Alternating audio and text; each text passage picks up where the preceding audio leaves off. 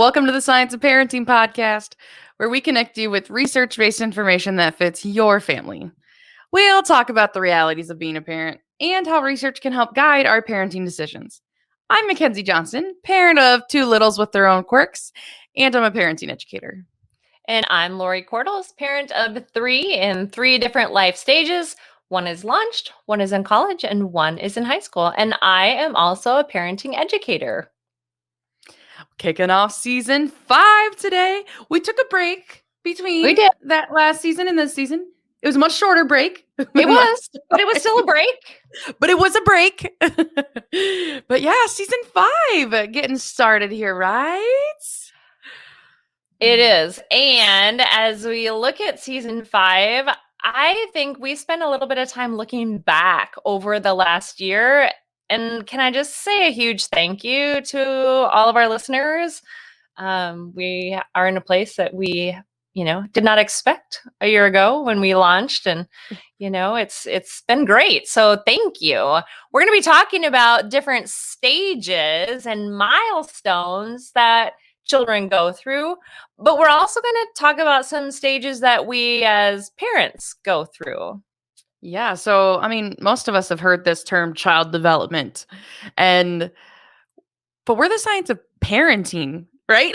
We are. So we're going to be talking about child development and what we can expect of our kids and things of different stages, but we're going to talk about the parenting aspect of it, right? How do I parent an infant, toddler, school age kid? And so we're going to be taking that spin, right? Looking at the parenting aspect of development. We are. Yeah. Yeah. And one thing you're going to hear us say in just about every episode is this reminder, which you've maybe heard before, but that kids grow at their own rates, right? So foundational to every episode we're going to offer related to this idea of developing kids and all that is this idea that even kids within the same family or even kids with the exact same birthday, right? They could be the exact same age, same birthday, still do stuff at different times. Right? Absolutely. And so we just want to remind you as we think through these different stages, ages, developmental milestones, whatever, that each kid's going to be different. Some might be early, some will be kind of right on time, and some will be a little later. And we're going to give you some tips, right? We're going to point you in some direction of some good resources in this episode that can kind of help you navigate that. But always remembering that every kid's going to be different. They are. And, just a reminder about season 3, we talked a lot about temperament. And temperament can also impact the length of time it takes for different milestones to happen. So when we look at milestones, we also need to look at temperament. Mm-hmm. Yeah, no way we could let a season slide by on development without Lori being like, okay, hold on, right? Well, if you wouldn't have said it, I would have. Right? Like temperament. It's important. Yes. So yes, as we look across these different ages and stages, we're gonna see our parenting journey. Right? We are. And both our research and our personal experiences tell us that, parents are wondering what their children should be doing. And y'all are asking us all the time, what age should my child, or could you tell me about my teenager? And so we're gonna, it's kind of one of those, you said, so we're gonna do seasons, right? Yes. This is a requested season. How about it is? How they about requested it basically? Yeah, listener requested season. Yes. And so the episodes this season are going to look a little different. Normally all of our episodes, we try to have information that's applicable across all ages and stages of kids. And this season's going to be a little different. That'll be like, hey, this one's about infants. Hey, this episode is for parents of teens. And we do hope that you see the value in kind of maybe catching some of the stages that are earlier on. You've maybe already, can I say survived? Yeah. You've already survived. Yes. And then also if you've maybe got younger kids and you're like, I don't know if I need to listen to the other ones. But it gives you a heads up in terms of what you can look forward to. So we're going to cover the gamut and we hope you'll follow along with us. But We for are. today, we're actually going to think just about our parenting journey along the way. And so we have this research by Ellen Galinsky that talks about the 6 stages that parents go through, these different kind of steps along the way. So, Lori, can you just walk us through really quickly the 6 stages and then we'll dive into each one? I will. So this is great information from Ellen Galinsky. She talks about these 6 stages. And think about the ages of the child while I say their names, right? And these are the stages the parents go through. So, first, we have this image making stage. And second, we come into this nurturing stage.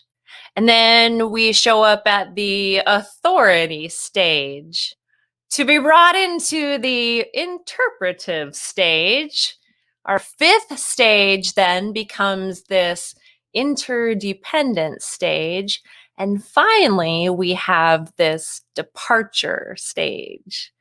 So we have these 6 stages, and they correspond to the ages that our children are, but they really describe how we as parents might be feeling during those ages of our children. Yes. Well, and they describe kind of what we're doing, right? What we're spending so much of our Absolutely. energy on. Yes. And so let's start with that first stage, that image making stage. And so this is really kind of before you have kids, or maybe when, when you're expecting or working on adopting or whatever that case may be. But kind of the big thing we're working on is that we're considering what it means to be a parent and thinking about and planning for the changes that it will take to kind of accommodate our lifestyle to being parents. So that image making, who will they be? Who will I be as a parent? Oh, I know. When I'm a parent, I'm gonna. I'll be sure the only way I'm gonna is. Yeah, that won't happen when I'm a parent. That is the slogan for image making. I'll say, and we laugh now because probably all of our listeners are parents already. And so they can relate to yeah, I was sure that I would never be the one who, and here I am. Here I am. Yes. So image making, which sometimes we might forget to include that stage, but then we move into the stage that is associated with when we have infants, our sweet little babies, when we're in the nurturing stage. Falling in love. Falling in love, right? Falling in love. This tiny little bundle of cuteness. And our big job and the big thing we're working on is that nurturing. It's on building this bond between our baby and us and taking care of their needs, right? We spend so much energy taking care of their needs in the middle of the night, all day around the clock, right? Infants need a lot, right? They need fed, they need change, they need all of these things. And so our big job during this nurturing stage is to, we adapt to this new baby and develop a relationship with them. We form this bond by nurturing their needs. Yes, I love what Barb Dunn Swanson, our writer, said. She said, "They have arrived." Like, oh, cue the big dramatic orchestra music, right? So then we get to stage 3, which is the authority stage. So that infant has now become a toddler. The me, mine, I do it, right? And we're trying to figure out how we as a parent can create rules, because we're going to keep those rules moving forward through preschool, through elementary school. And so this authority making stage helps us figure out how to, create boundaries and limits that keep our child safe. We're also really beginning to understand their temperament, and we might be shifting and tweaking and adapting things in their environment to create a good fit with their temperament and our temperament. And we might find times during these stages of authority that we might need support. We might need to tap out. We might need someone to help us create those limits and boundaries. And it's okay to ask for that support as we look at keeping our children safe while creating limits and boundaries. Totally. Well, I think the interesting thing as we think about, that infancy and nurturing stage we're in as parents, And then you move into the authority stage. Really, it's once our kids get mobile that we really start to kind of hold them accountable for Mhm. their behavior. And so then it is like, oh, I've spent all this time loving on you and loving on you, and I'm still going to love on you, but like, and you cannot dump over that plant. Like, Yes. and you cannot run in the road. And, so we're still nurturing. And now that they're mobile and a little more independent, rules, authority is a good word for it.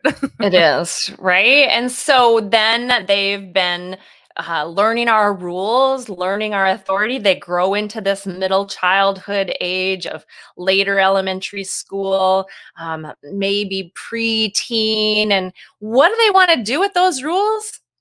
They'd like to reinterpret them because we have this interdependence, with this interpretation with each other, right? So stage 4 is interpretive, where we begin to interpret their experiences outside of our home.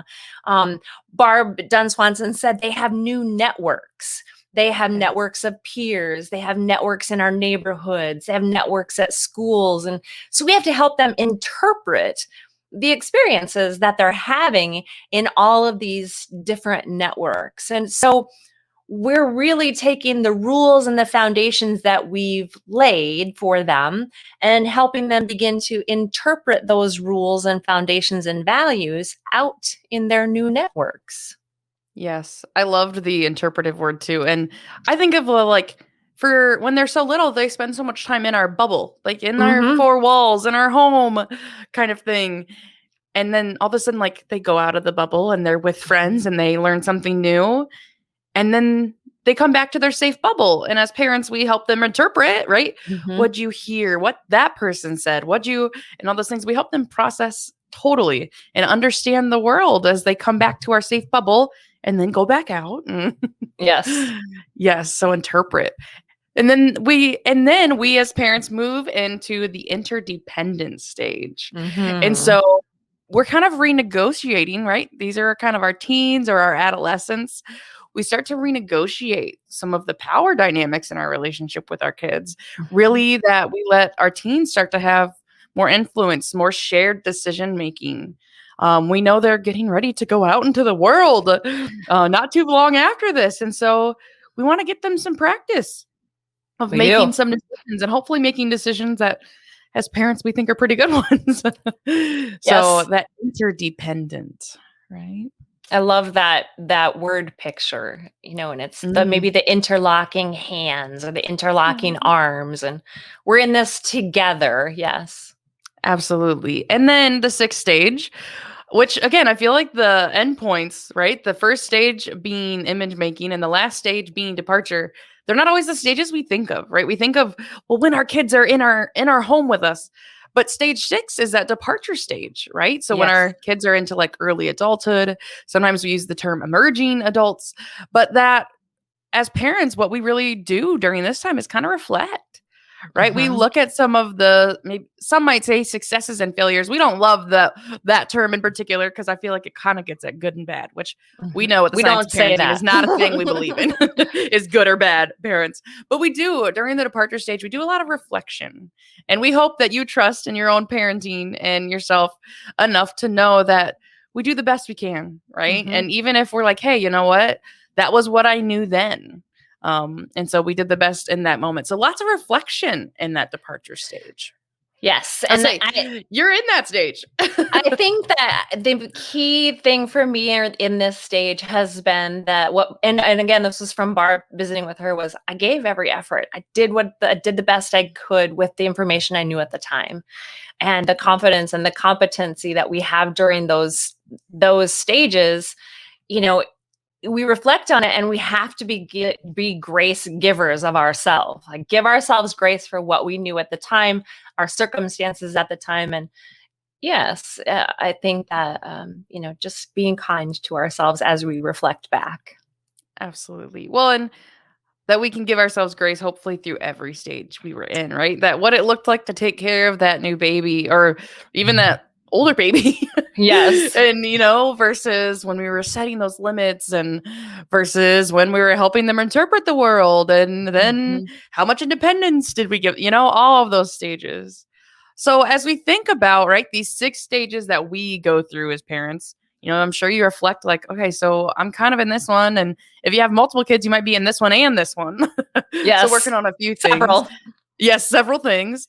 But then also we know that it's impacted by the age of our kids, right? We know that they're going through stages of development. And so as that's something we're going to dive into a lot this season, right? We're going to keep this focus on how we parent kids of different ages, but we also know that one of the things we want to know as we go through these stages is how our kids develop. Right? We want to know, Absolutely. when can we expect them to share, have self-control. I mean, impulse control, that'd be cool. Can we get some of that around here? But when can I realistically expect that? And so, I mean, yeah, we've had parents ask us for this, like Lori said. And the research says we know parents are looking for it. But there's some cool research on why it's valuable for us to have it, right, Lori? It is. And the research goes back quite a long ways. We have studies that are more than 40 years old by Goodnow, Mm. and then more recent studies that we looked at from Bartlett and colleagues. And basically, across the board, the research shows that parents who understand their child's developmental milestones, they're more likely to have age appropriate expectations, which leads to higher quality interactions, and they then use more effective parenting strategies. And so essentially is, yes, parents want to know what their child should be doing when, but actually research shows that when we do know that, we have higher quality interactions and more effective parenting strategies. Doesn't everyone want that? Like, I really want my parenting to be effective most Yes, please. days. Yes, right? And I mean, it almost feels like okay, that's kind of like circular. Like, well, yeah, that's why I want to know, is so I can have better relationship with my kids, right? Yes. I'll say, and actually, it talks about that higher quality relationships and interactions, which actually goes right into kind of this third piece as we talk about parenting and child development and things. There's this term, which you've maybe heard us say before, called an expectation gap. So that's when what we expect as parents, there's a gap between what we expect and what a child can realistically developmentally do. Now, when I say Hmm. child, that includes like infant to teen, right? Hmm. Like, and actually, and emerging or And early adults too. even then, that brain Even doesn't quit then, growing until 25 ish. yes. And so, but this idea of an expectation gap, 0 to 3 uses this term as well as other researchers, but that ability, that our understanding of what our child can do and what we expect meets their developmental abilities. And we know that when there is a gap, it can be frustrating Mhm. for us as parents and for our kids, right? Absolutely. Say that part again. Yeah. For us as parents, when there's an expectation gap between what our kids can do and what we expect of them, that gap can create frustration for parents and for kids. And children, and children, and children. And kids. Yes, and And kids. children. And so that's part of what we hope this season, as we dive into these episodes this season, we hope that we can help reduce that, right? Mhm. That we can give you some information so that you can kind of reduce some of the frustration. Oh, look at my rhyme. We're going to give you information to reduce your frustration. New slogan. Dun, dun. Dun, dun. Yes. So, but we do hope that we can help reduce some of that expectation gap for both of you, right? For both kids and parents. Absolutely. And I like to think of it this way, and I visualize like a high jump bar. And do I have that high jump set too far for my child to jump over? That's the Mm. expectation I have. But are they physically, mentally, intellectually capable of jumping over that bar? I might need to lower it. So, in these episodes this season, you're going to hear about, common adventures and endeavors, challenges, tasks, skills, things that parents face as well as children. Sometimes we know that children, I don't know, we might even call them these rites of passage that children go through. I always think of, cutting the hair incidences. But what are their bodies and brains focused on at each age? And what do they look like in our everyday reality? From the infant rolling over to the preschooler sharing their snack with a friend, or the preteen telling their mother, you cannot wear those skinny jeans anymore. Yeah, so we are going to look into those like tasks and challenges in these episodes and our endeavors. I feel like that's a more positive word, right? Yes. They're endeavors. Endeavors. And we're going to be looking at if you've heard of this term developmental domains, which Mhm. basically we know like yeah, my kids are growing and they learn how to walk. And my kids are growing and they learn how to jump and then kick a ball and then yada yada.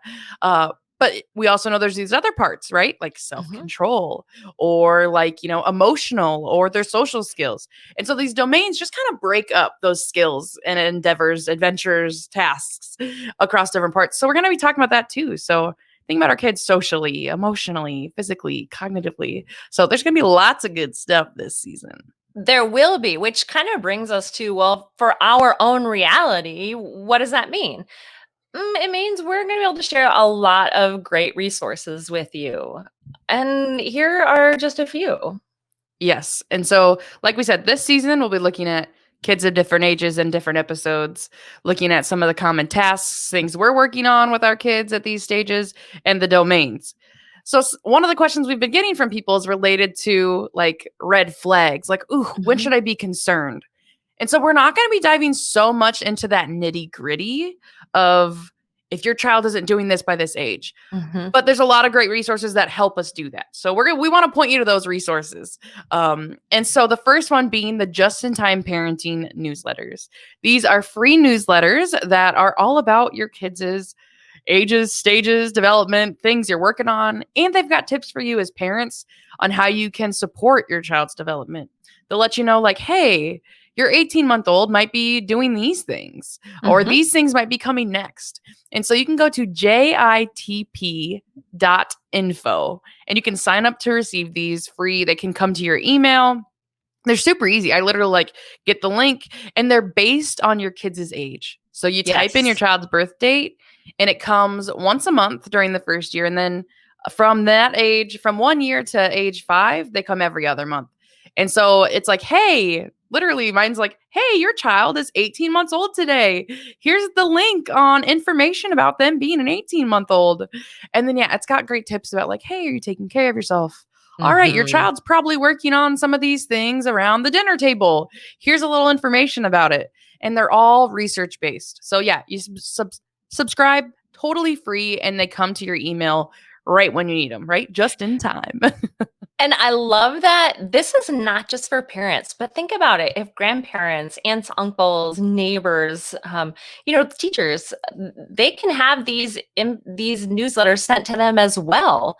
So they're super helpful. Yeah, they're awesome. And so they'll give you some of those tips to look for. Another really good one that I actually recently learned about within the last few months as we were getting ready for this season is from the CDC. So, from the Center for Disease Control. We know they do a lot of really great research based stuff.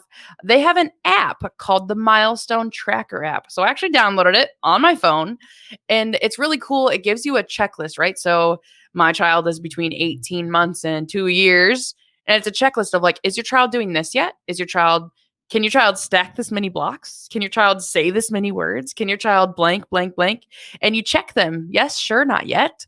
And then the ones that you're like, oh, no, not yet, it'll remind you about a while later. And so over time, you have literally almost like a report card. And so if you're like, hey, we're still not meeting this one, and you start working on it a little bit, or maybe you seek out some local support to help Mhm. you, right? Maybe, there's lots of great resources locally. And then maybe it brings you to the point of like, hey, you know what? This is time that I'm ready to be concerned about it. And so it Mhm. does help you with those red flags. There's also lots of great tips and activities.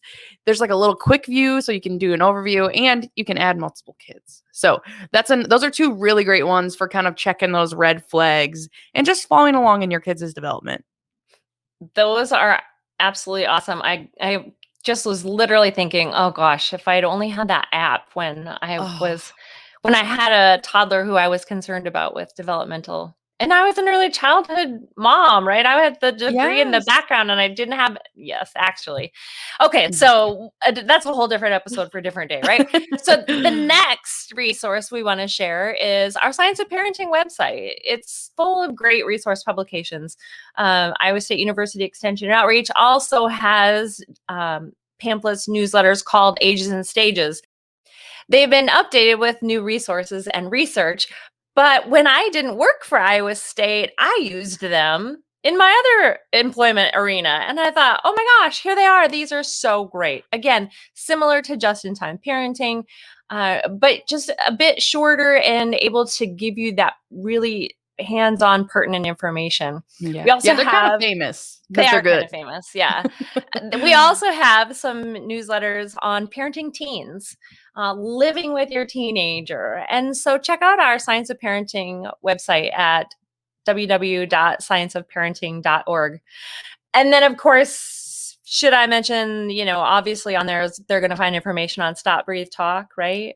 Yes. And Yes. so there's tons of great resources. And the cool thing about the ones that you're talking about, Lori, is we call them publications is our formal word, but literally it's like a sheet of paper you can download and print off. That's like, hey, this is what my 2-year-old's up to. Hey, this is what my 3-year-old's up to. And so they're short, sweet, like a front and back page with lots of great tips.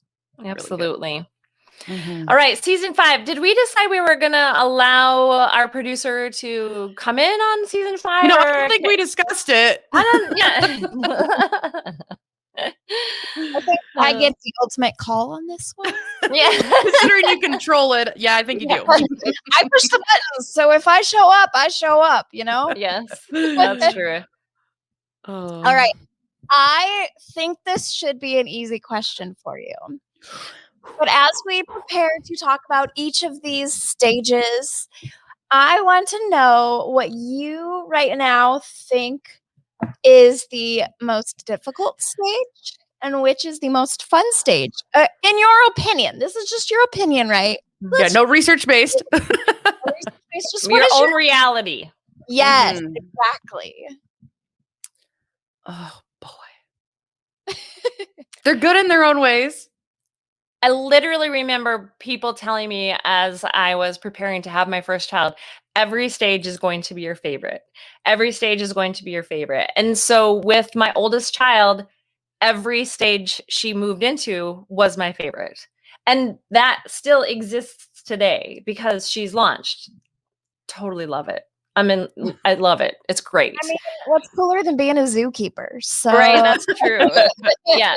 Yes. But I do think that if since I have a departure stage, right?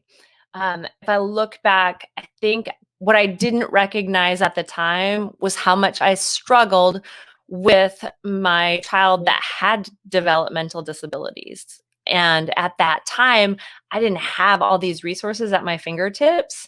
And so as I reflect, I look back and I think, but what if I had known? But what if I hadn't missed? And so I think back about that stage, and I think that was a really challenging stage, was the unknown of, am I missing something? Am I not? And so that probably has become why I'm so passionate about what we're doing here, which is sharing research-based information at parents' fingertips. Yeah, because I recognize those moments of, but was I doing enough? Did I find enough? And again, I was that early childhood educated mom, and I still felt like I was missing things. So that's why I'm passionate about what we do. Yeah. Right. And those shoulds are hard, right? We've talked in previous episodes about those shoulds. And I think, Lori, for you've taken those shoulds and instead of you don't always, mull on them, but you think, how can I help others to do better as well? So yeah. Cool. Yeah, I'll say it's hard for me because my kids are little, so I'm like, well, I've only experienced like half of these stages. I am enjoying. So my kids, so I would be in the nurturing state. No, both of my kids would now be in the authority stage, wouldn't they? Yes. But one being a little earlier, one's still kind of freshly out of the nurturing stage. I'm enjoying the more independence in the skill building aspects. That's a fun thing of the stage that my daughter's in. And I do think the nurturing stage is great and they're so sweet. And I love even one of our friends has a really young child right now, an infant, that I'm just like, oh, you're a little baby, right? And I love it, but also takes a lot. right? Our kids, like we said, you're nurturing every need. Like we're in charge of all their needs. But I can't even say that it's like not a favorite because they're so sweet and so portable. You pick them up and you take them places.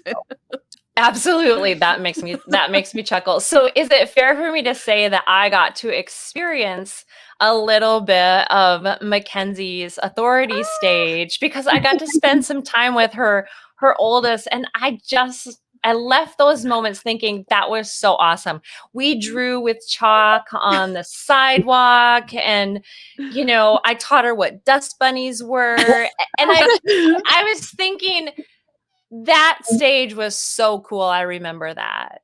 And then I kept thinking, and I can also remember how tired I was. And wow. And wow, what a great job Mackenzie is doing because she just has handled all these stages with grace and from my perspective. But yes, it was fabulous to spend time with her. She was delightful. And I got all the pictures from it as well. And Yep. It was fun to like, hey, look at these little worlds overlap. So I'm glad she brought up dust bunnies to me later, which I told Lori about that, like, Mom, have you heard of dust bunnies before? They're not rabbits, was what she said. Which just like killed me. But yeah, so every stage, there's like some of the sweetest parts. Yes. And you almost like sometimes forget about, and then you go back and you're like, oh. Yes. So good. Fun. Dust bunnies. In my family, I am known as the baby hog. So I haven't had any babies of my own, but I love snuggling and caring for other people's babies. When my nephew, who is now not a baby at all, he's kind of a snot-nosed little toddler, preschooler. But when he was little, I'd be like, "Oh, I'll just care for him. You guys go play with the older kids." Like I love them to death, but there's something about snuggling a baby that is so great. So. Yeah. My mom's like, you hold the babies, I'll go play with the older kids. That's good. Cute. Teach their own, right? Teach right. Exactly. So, all right. I'll let you off. Hopefully that wasn't too difficult of a question. That was easy. Yeah. You're invited back through season 5. Okay. Right. We'll okay. Yes, that's Mackenzie DeYoung. She's our producer. She, runs everything. Makes us look good, honestly. But she likes to come in and give us this little stop, breathe, talk space is what we like to call it. And so, I guess we'll let her come in and make us kind of stop, take a breath, and kind of talk through the topic of the week. And so she does she throws those questions to us off the cuff. And so that one wasn't so bad. That one wasn't so bad. So yes, this season we are going to keep looking at great information about each stage of our children's development. Yep, we're going to look at these milestones that we go through alongside them as parents. And so next week, we're starting right out the gate with our little babies. I know. Right? Infants is coming next week. So we're going to talk about some of the tasks that are going on during this stage, what's happening with them across these different domains, and we'll give you some tips for parenting those babies. We will. So thanks for joining us today at the Science of Parenting podcast. Remember that you can subscribe to our weekly audio podcasts on Apple, Spotify, or your favorite podcast app. Watch us on video each week. Join us on Facebook or Twitter, and you can see our content in your feed. Yes, please do come along with us as we tackle the ups and downs, the ins and outs, and the research and reality all around the science of parenting. The Science of Parenting is hosted by Lori Kothals and Mackenzie Johnson, produced by Mackenzie DeYoung, with research and writing by Barbara Dunn Swanson. Send in questions and comments to parenting@iastate.edu and connect with us on Facebook and Twitter. This institution is an equal opportunity provider. For the full non-discrimination statement or accommodation inquiries, go to www.extension.iastate.edu/diversity/ext.